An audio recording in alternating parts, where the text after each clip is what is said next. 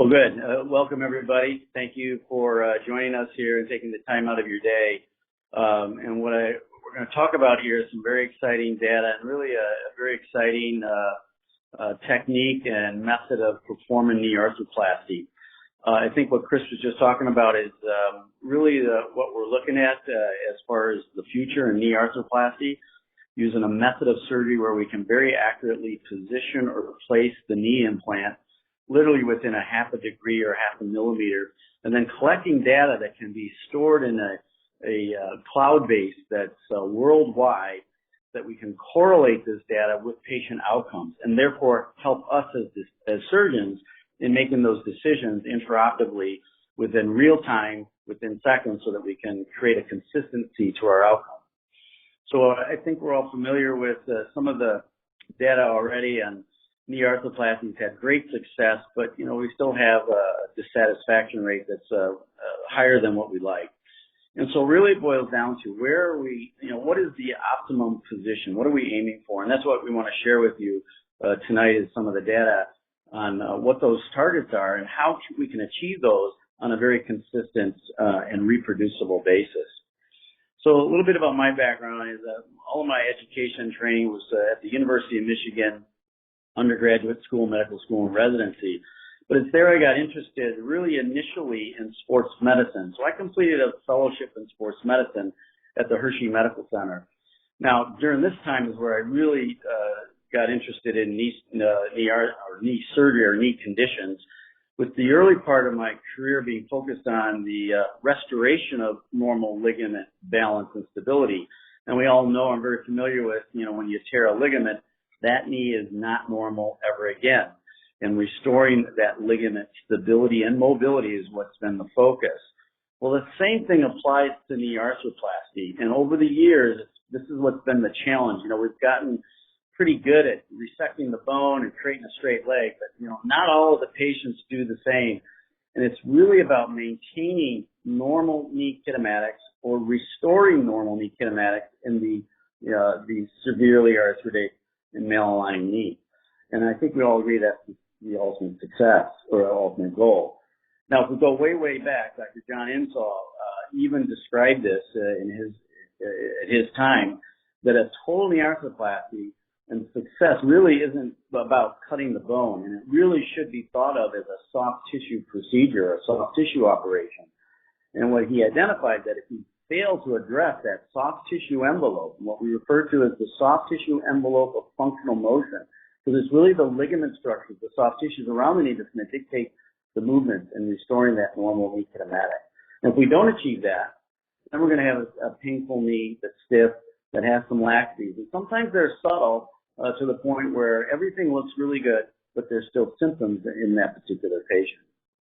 Here's an example of a typical varus knee, the arthritic condition that's very common. We see this a lot. And again, we focus on alignment and trying to make that leg straight. But if you watch this patient walk, you're going to see the ligament structures, the soft tissue structures that are being altered on a daily basis. Every step she takes, you can see the thrust that she has, creating that stretch or strain on the lateral side, the compressive load medially, the contracture of the medial structures. So trying to correct this knee and straighten it is going to have to deal with that soft tissue envelope. And how do we make that normal? So I think we'd all would agree that the prerequisite for an optimal outcome is to balance that knee, but at the same time, we want to have stability. We want the medial lateral sides throughout range of motion to have that consistent balance. Now, the challenges that we've all faced and we're all very familiar with has been that there is really a very lack of a objective, consistent method. And many times it just depends upon our subjective feel or experience in knowing that that knee feels good once we've made the cut and then assess that balance. And I think that's what I want to share with you here is a different method where we can predict this prior to making those cuts in a consistent manner so that we can achieve that balance. Now, there has been some good work that's been done by Mark Roche and Ken Gusky showing that a sensor device can improve the balance of the knee and given us a method to objectively assess it intraoperatively which they have shown an improvement in that patient satisfaction. The problems with instability and stiffness, though, continue to dominate, and if we eliminate infection as a primary cause that's been published in the past, instability and stiffness in a total knee arthroplasty are really the more common reasons for failure, especially you're going to see this within the first 2 to 3 years after the initial procedure. This is data from our Michigan Arthroplasty Registry database. We've been doing this probably for about 6 or 7 years now, and it's the leading cause of revision in the first 1 to 2 years in our state,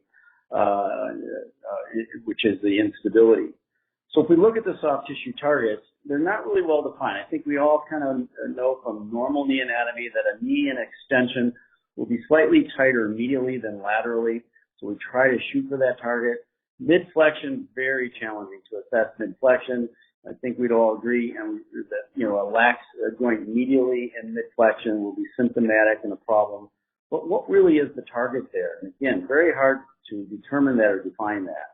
And how about inflection? Now, there's been really two kind of thoughts there. Do we make the gaps equal and balance inflection, or what about that lateral side? Because the normal native anatomy, the lateral side can be slightly more lax in flexion versus extension. And does that really apply to the total knee patient?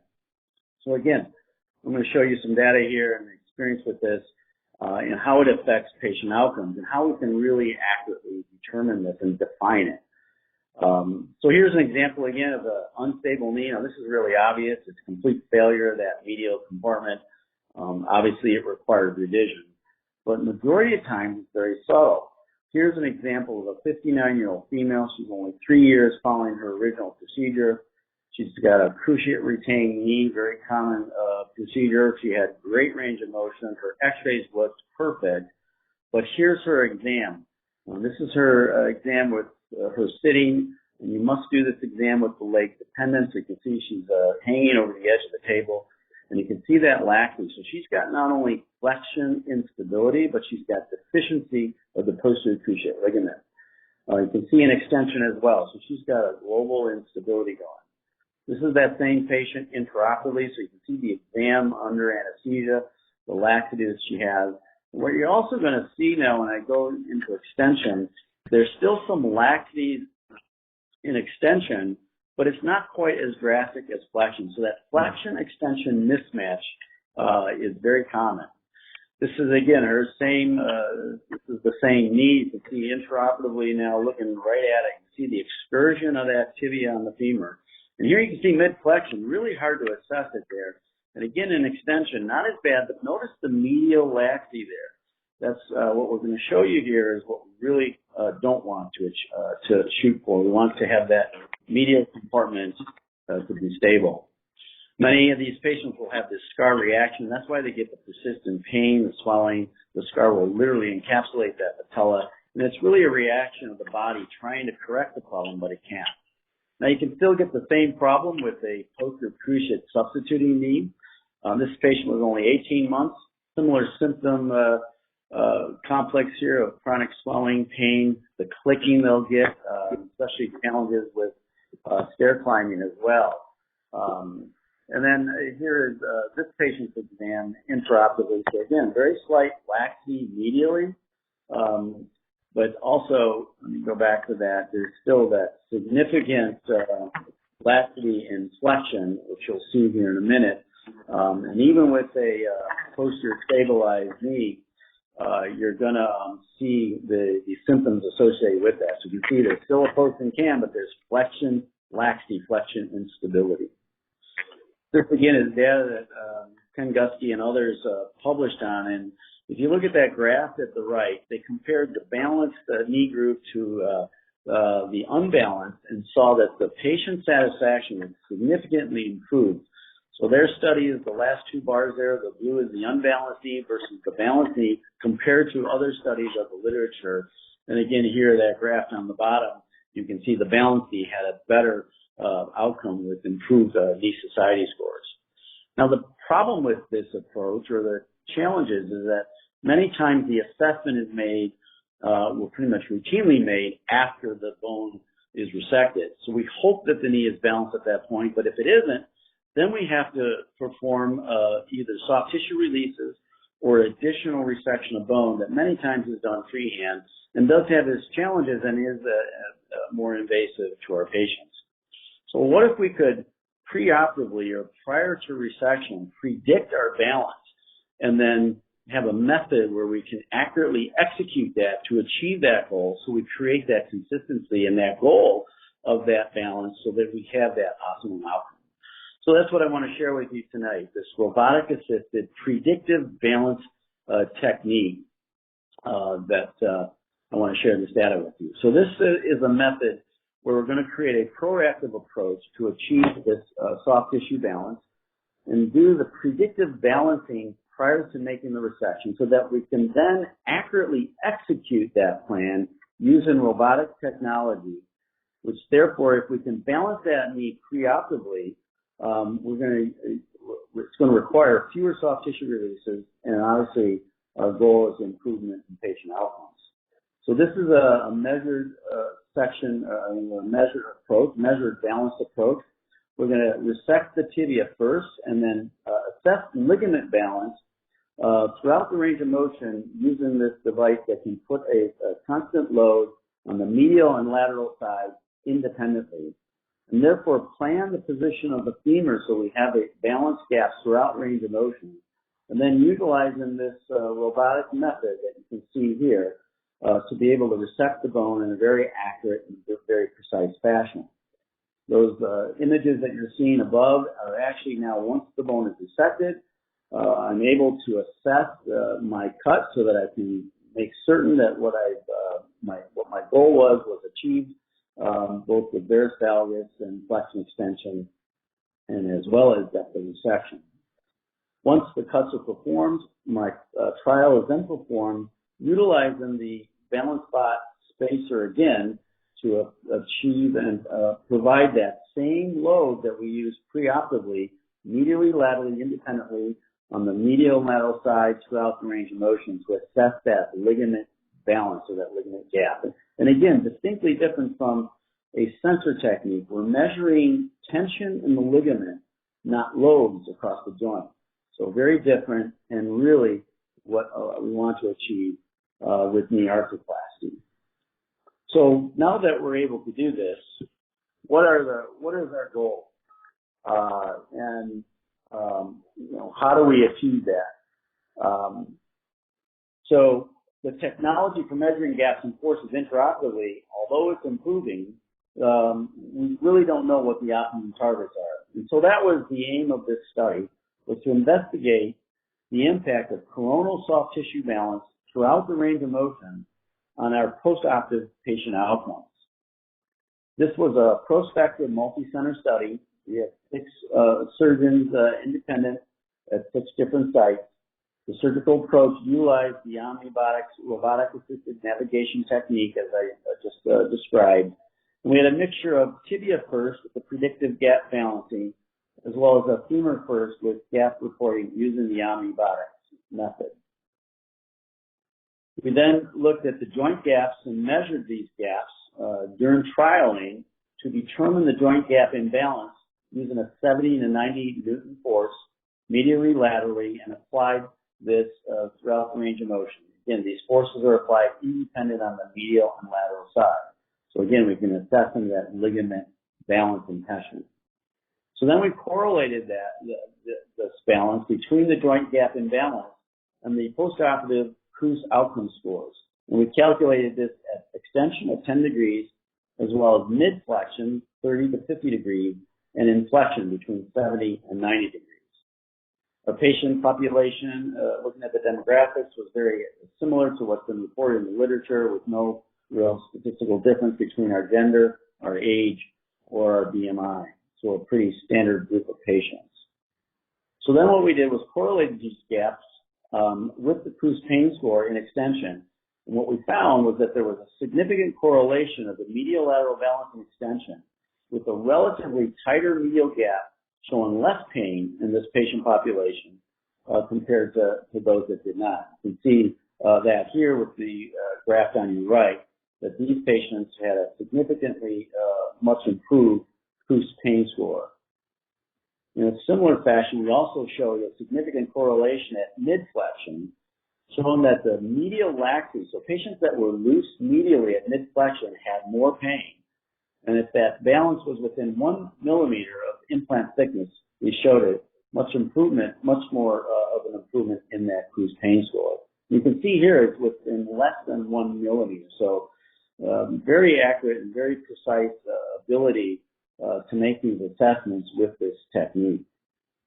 And then also in flexion, we looked at the patients who had a flexion gap that was balanced, showed less pain. So in other words, a greater imbalance in flexion of the medial lateral side showed a higher pain score. And again, you can see this is within less than 1.5 millimeters of balanced knee and flexion showed a much improved KOOS pain score. So now we ask the question, can we combine these targets? So now that we've kind of made assessment at each of these measurement levels, if we combine our extension and flexion targets, will we improve the scores even further? Meaning a tight medial gap compared to lateral and extension, and combining that with a balanced knee and flexion. So we looked at this patient population that met this criteria, and again found even further improvements in that KOOS pain scores. Keep in mind that a notable KOOS improvement, the minimally clinically significant difference is between 8 and 10. You can see our median there was 9.7. So statistically significant improvement in the KOOS pain score with this combination. So then we ask the other question, what about midflexion and extension? Can the midflexion gap and extension gap balance be combined to target further improvement, meaning that tight gap immediately at midflexion combined with the extension gap, flexion gap. And again, we showed an improvement in that pain score of that KOOS score being at 8.5. So again, statistically significant improvement when we combine the data points for extension and midflexion.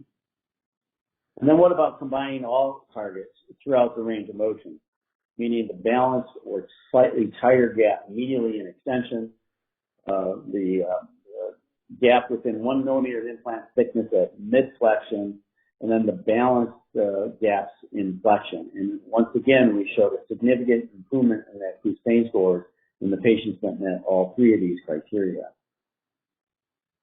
So I think in summarizing this data is published by Howell and others. Looking at the native mean, you can see on the bottom of it is the medial side, the top is the lateral side. So the native knee shows slightly more lax ligament balance,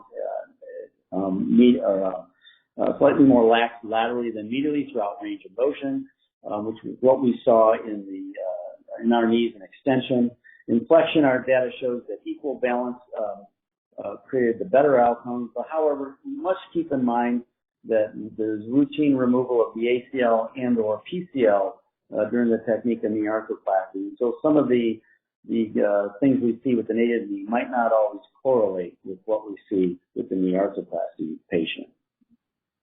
So I think in conclusion, what we've identified here was 3 soft tissue targets in the postoperative total knee arthroplasty patient that showed improvement in the pain scores, with that being a balanced or a tighter medial structures and extension, mid-flexion gap within 1 millimeter of implant thickness, as well as the equal balance gap in flexion.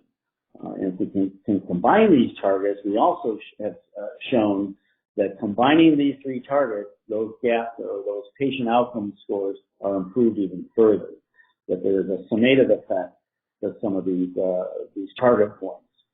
So this has been very rewarding for me and very exciting for me, because I think, as we go forward with this, this is really where we're seeing knee arthroplasty drift to. It's really having these, what we like to refer to as data-driven decisions, and having this massive database that we can extract from, correlating this data very precisely with our patient outcomes, and therefore determining where to position the knee in each patient. And it will be patient specific, because the soft tissue envelope of every patient. The balance of the ligament structures is going to be very different from patient to patient. So we're continuing to learn more and more with regards to this, and seeing some very exciting patient outcomes. And really the consistency and the predictability of this and the ability to execute this and correlating this with our outcomes is what's been very exciting. At this point, what I'd like to do is go through a case presentation for you that may sort of show you how this is applied in a patient of ours. And then at the end of this, we can go through some questions with you. So this is a patient that I think, again, is I chose this because it's more of one of the common things that we'll see. This is a 78-year-old female. She was a very active female. She was an avid bowler. She had a partial knee arthroplasty on the right, did extremely well. But you can see her left knee there with the severe wear medially, the varus deformity. You can see she's starting to get the contracture medially, which I'll show you with our stress x-ray. She had no prior history on this knee, and had a range of motion from about 5 to 97 degrees. So limited motion and with a very fixed flexion contracture. So really this is the type of knee when I see preoperatively, typically I'm thinking this patient's going to probably need medial soft tissue release in order for me to correct that alignment. I'm going to shoot for that neutral alignment as we've all have in the past, which will further challenge the balance of the ligament structures. So this was her coronal deformity was about 13 degrees of varus. You can see her lateral view. She's got severe wear. It's starting to migrate posteriorly in that lateral view, indicating she's got deficiency of her ACL. And then this is the stress view that I obtained on her. And you can see she does not open medially, so we do have the contracture of those medial soft tissue structures. So the tibia is cut first, and to show you here, in her knee, I did elect to cut the tibia at 2 degrees of varus to help with this balance. So this is one of the things that you can do very accurately, very precisely with a computer-navigated method and the robot to accurately execute that dissection. With traditional instruments, I will shoot for a zero cut on the tibia. We all know from experience and published data that if you cut that tibia 3 degrees or greater, there's a significantly higher risk for medial tibial collapse and failure of the implant. So very hard to do this with traditional instrumentation. Once the tibia is cut, then the active spacer is placed into the knee, and it places that tension on the ligament structures medially, laterally, independently, and I can put the knee through a range of motion. So you can see our 3D imaging that we did. Now this is done intraoperatively. The mapping or morphing of the knee and the hip, knee, ankle is done with literally in about 3 to 4 minutes. So this is an imageless method. There's no need for a CT scan or an MRI, and very simple and very easy to do. The graph you see on the left is the kinematic alignment graph. So the green bars are the ligament structure, so to speak, as I go through a range of motion. So you can see the balance of that knee, and you can see it's a varus knee. So those green bars are tracking outside of that window of plus or minus 3 degrees. So those green bars that you see in the middle, what we call the goalpost, is where we want the alignment to be with the balance of the ligament structures. So this is our preoperative or our pre-surgical plan, and again, this is what we're going to then try to correct this as we execute the procedure. The bars that you see here that I circled is where I did a stress on the ligament structure of the medial side. So it shows the laxity of the medial structure between 0 and 30, but you can see that I'm not able to correct this knee back to neutral. So again, traditional method, I'm thinking I'm going to need to do a soft tissue release medially. And as I go through this, what I'm going to show you is there were no soft tissue releases performed with this patient. So now this was my tibial cut. I wanted to show this and share this with you. The tibial cut was done first. I will routinely cut the tibia at neutral and then evaluate the knee and then factor in the varus or additional valgus, depending on the knee, 1 or 2 degrees. And so with her, I factored in a 2-degree varus cut. And you can see the green bar there means we executed that very accurately. The 2 degrees in blue is what I executed, so I'm able to assess this once I cut it very accurately with the computer. And it's matching the white, which is what we planned for this here. So once we have this cut, and then we can assess the knee, you can see here now, as I go through the range of motion, now this is before we've done any cuts on the femur. So my tibia is cut. I place the active spacer into the joint, applying the load of 90 newtons here, and then place the knee through a range of motion. So the graph you see on the right, you're going to see that the blue lines represent the balance of the ligament structures medially and laterally. So they're slightly lax, but they appear to be somewhat balanced even at this point. But notice again, the green bars are still falling outside of that line. So we still have a varus aligned knee at this point in time. If you look at the numbers in extension, the 14.5 millimeter versus the 17, there is that imbalance. So we're still slightly tighter medially than laterally by almost 3 millimeters. So now the computer will do an auto fit. And this is what's been extremely helpful. So the computer will have taken all of the data that's already been inputted and can then give me as the surgeon a provisional positioning of this implant as well as sizing. And so let's just start with this. And let's start at the right side first. If you look at the graphs on the right, you can see the green bars are lining up relatively close to the goalpost. So, you know, maybe that slight varus alignment, but well within a normal range. So I'm happy with that balance. And you can see the bars on the medial and lateral side are green now, so it's showing a balance. There's still a little slight laxity to this knee. This is something that I wanted to modify further. But if we go to the left screen, the far left, you can see that that the gaps medially and laterally, we have that slight tight medial and lateral, so that's good. Our distal resection is at 9 and 6.5, so we're not going to raise the joint line here, so we're going to maintain that joint line. And if we look in flexion, we have a balanced knee in flexion as well. Now, one of the things when I looked at this, I wanted to tighten up these gaps just slightly. And so you can see at this point is where I can modify my femur. So in extension, I can modify my resection level and take either less or more. Again, we want to maintain the joint line. I can modify my varus or valgus cut if I want at this point and adjust that extension gap.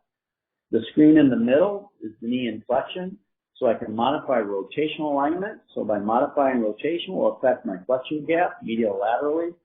I can move the femur anteriorly or posteriorly, which will again modify my flexion gap. And then I can flex the knee, and that's the numbers way at the bottom. So I can flex the knee or extend it, which will tighten or loosen my extension gap. So I'm really very accurately can customize the position of this femoral component in order to achieve a balanced knee. So I'm going to show you here this next screen. I did modify this. The implant's off, but on the left side, I took slightly less bone. So let's just focus on the left screen. Initially, you can see instead of 9 millimeters, I went to 8 millimeters. So I tightened up that extension gap.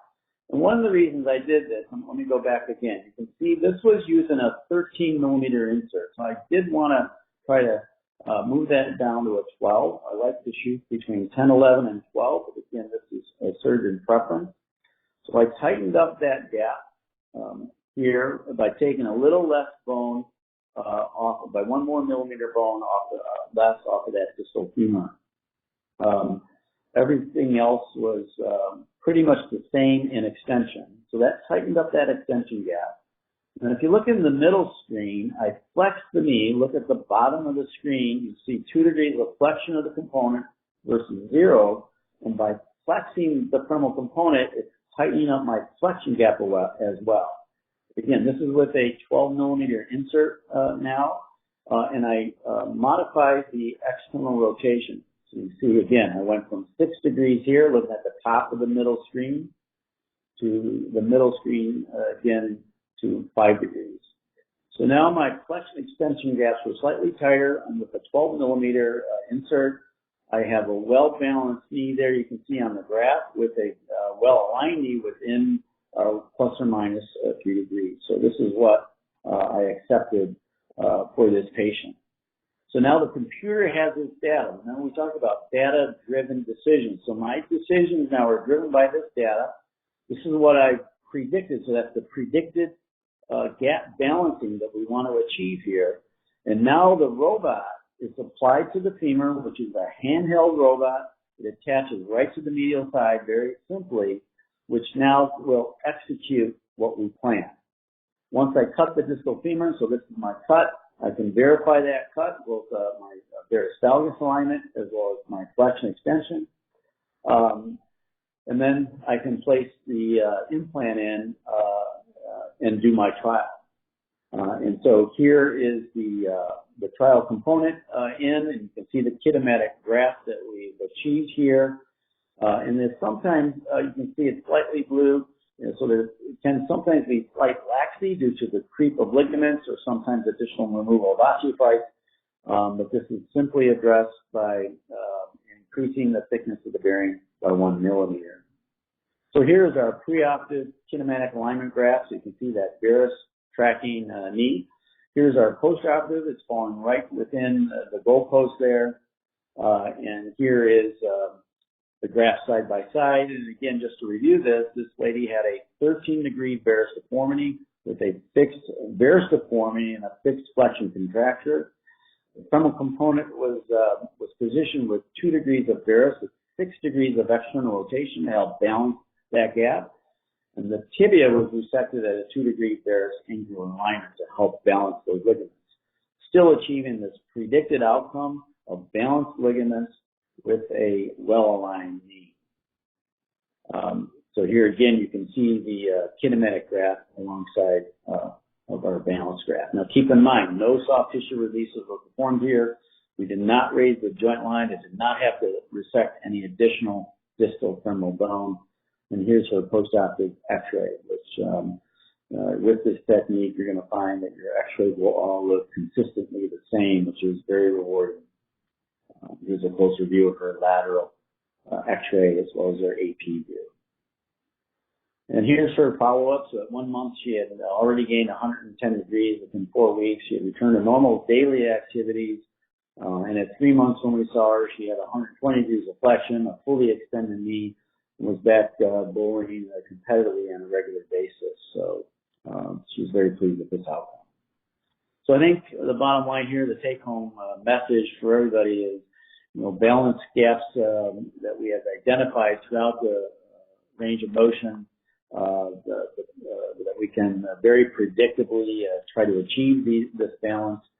The targets can be combined together to even further improve those outcomes. There is obviously a wide variety of preoperative anatomy or pathology that we're going to see, and that the joint balance can be addressed in a patient-specific fashion with this technique. There's certainly going to be ongoing data that we're going to collect and things that we're going to learn about knee arthroplasty that really can fine-tune this even further so that we can customize the positioning, the placement of this implant in a very precise manner to achieve the outcomes we want. And then again, collecting this data worldwide on a daily basis when knee arthroplasty is being performed, and what Chris alluded to, and putting this all in a database and cloud that we as surgeons intraoperatively can get real-time data on a regular basis to be able to help guide us in a very, again, data-driven method so that we can achieve the goals that we want, and to be able to execute that with robotic techniques in a very consistent and reproducible manner. So I'd like to thank everybody for taking the time. I'd be happy to answer any questions you may have regarding this method and this technique and anything you have about the data. Thank you. Great. Thank you, Dr. DeClaire. Can you hear me okay? Yes. Yeah, I apologize. We had some audio issues at the start of the meeting. Is there still a feedback loop going on, or is that gone now? Joel, maybe you can comment. Just a little bit when you're both on. Okay. In that case, maybe Jeff, do you want to mute your mic while I'm speaking and then unmute it when you go to answer the questions? Maybe that'll take care of the feedback.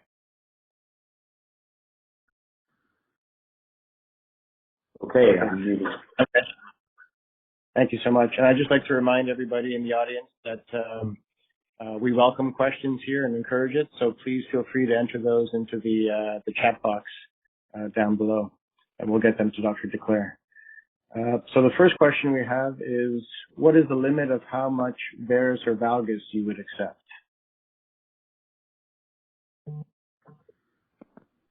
I'm not sure the limits of varus or valgus as far as using this technique or alignment. Yeah, of alignment. Yeah, correct. What degree of varus or valgus implant or alignment or overall leg alignment if you accept when using this technique? So post-operative. I think our goal, and my goal has been to be within that plus or minus window that you see on the kinematic graph there. Going outside of that, we don't have any data on that. I get a little more concerned that if we're outside that range.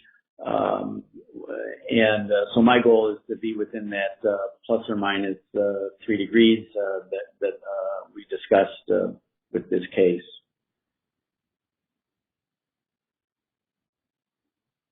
Great, thank you. How do you determine to place the tibia in 2 degrees of varus? So that's a great question. So with this technique, there's a couple things about it. And again, I've been using a tibia first technique.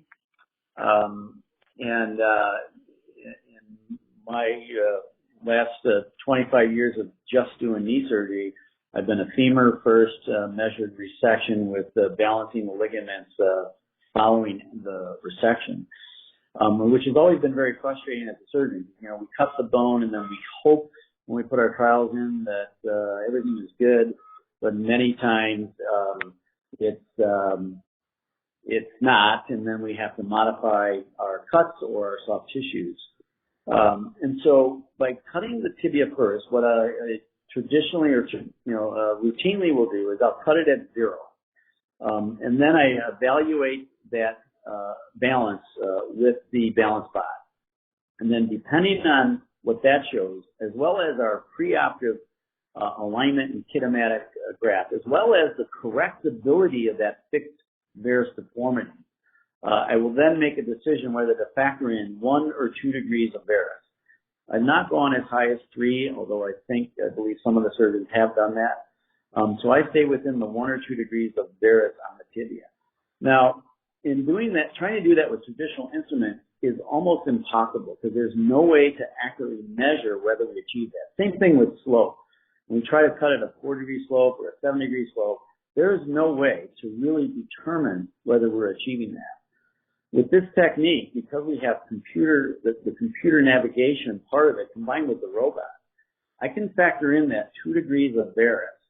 The robot then allows me to execute that, and then I can validate that with the device that we call the checker that feeds through the arrays to the computer to tell me exactly the degree of varus I have as well as the degree of posterior slope. So this has been uniquely beneficial from a surgeon perspective. It also applies to the fixed flexion contracture, where routinely I would take an additional 2 millimeters of bone off of the femur. But keep in mind, as we elevate the joint line, it's going to create that midflexion laxity, which, as you saw from our data, laxity medially is going to be a more symptomatic knee, more pain. And that was what we showed in that data with the increased pain score with the more lax medial side at midflexion. So with the fixed flexion contracture, I don't have to do that. I can balance this knee more consistently because I can accurately make these predictions prior to executing it, and then to execute it accurately with the robot.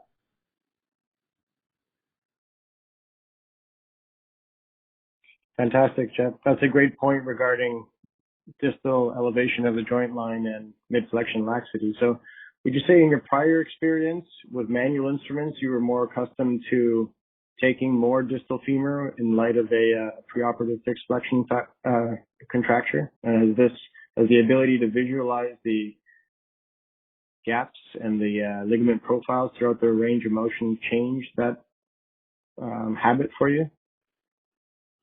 Yes, that's a great point. So with traditional techniques, instrumented methods, instrumentation that we're all accustomed to, without this technology, it's very hard to precisely know that we're achieving the goals we want with external jigs. It's just impossible.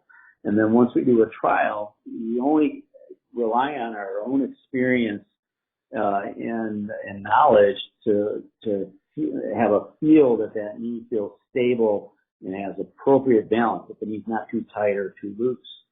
And that's been the weakness of traditional methods. That's why I say this is so exciting, because this is where knee arthroplasty is headed in the future. I predict that all knees are going to be performed with some type of navigation and some method to objectively assess the positioning of the implant to achieve the balance of the ligaments.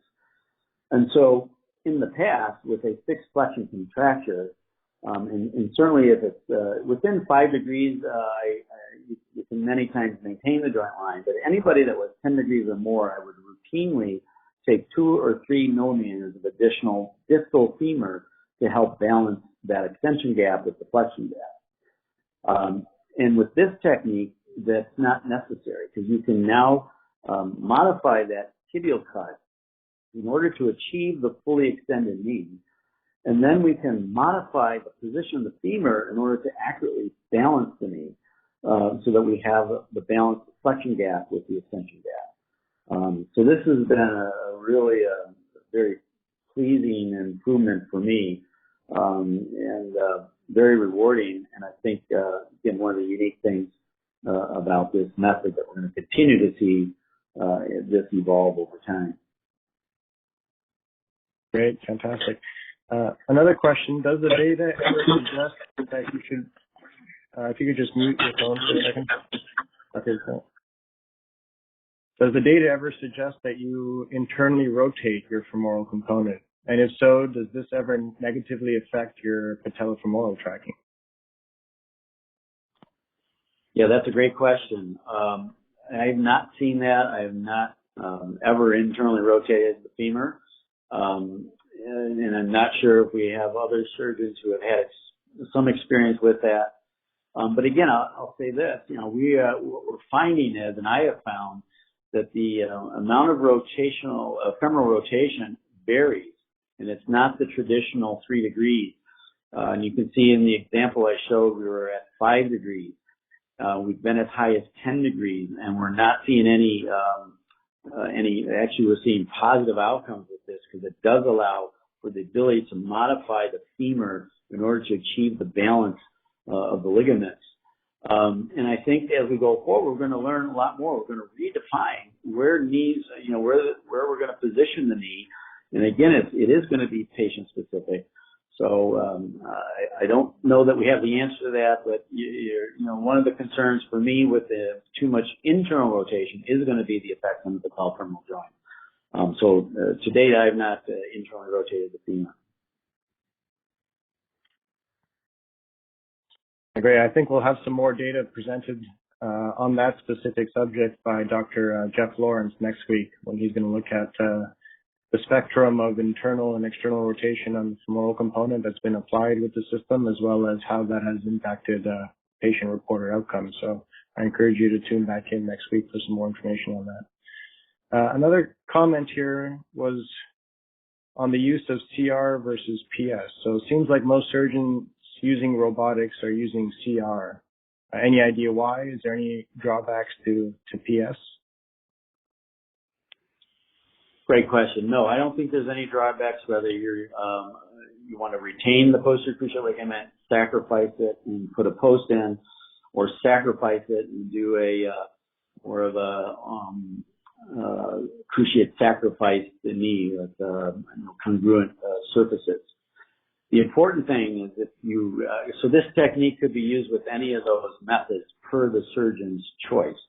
Now, it is important to understand that if you're going to retain the posterior cruciate ligament, that it needs to be retained and protected throughout the procedure, because the balance of the ligaments, or the tension in the ligament, is going to be determined by that posterior cruciate ligament functioning.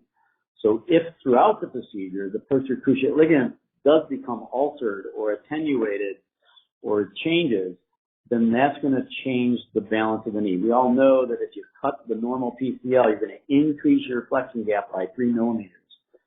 So if that happens intraoperatively or throughout the process, then the balance gaps you predicted will be different. Or if it happens postoperatively, like the patient example I showed you. So this can be done with the PS knee as well. So you can cut both ligaments, and and for me, what I've been doing is the cruciate sacrifice knee. So I cut both the ACL and the PCL, and then I assess my pre-surgical balance, and then I balance the knee following it. I position the knee accordingly. For me, what that does is it eliminates the PCL from being a factor and any changes that might occur throughout that process. So it's a very consistent and reproducible approach. But to answer the question, this technique can be used with a CR knee, a posterior stabilized knee, or a cruciate sacrifice knee. Great. Thanks, Jeff. We've just had several comments. If you just mute for a second. We just had several comments come in from other users who said that they have definitely applied internal rotation of the femoral component and have yet to see any problems with the PF joint. So it'll be interesting to, again, see the data next week.